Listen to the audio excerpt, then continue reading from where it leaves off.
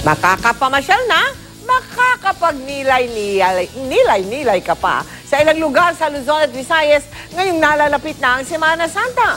Ang mga gimmick sa tag-init, silipin sa pagtutok ni JP Soriano. Plano nyo bang isabay ang pagninilay-nilay sa inyong bakasyon ngayong Semana Santa? Pwedeng gawin yan sa Badok, Ilocos Norte. Ang simbahan kasi sa lugar, katabi lang ng dagat. Kaya pwedeng magdasal muna sa simbahan, saka magpalamig sa beach. Madali ring puntahan ang lugar. Mula sa highway, 10 minuto lang ang biyahe papunta rito. Para naman sa mga naghahanap ng Instagrammable na bakasyonan, patok ang kakaibang rock formation sa Agno, Pangasinan. Tinatawag na umbrella rocks ang mga bato dahil hugis payong ang forma ng mga ito.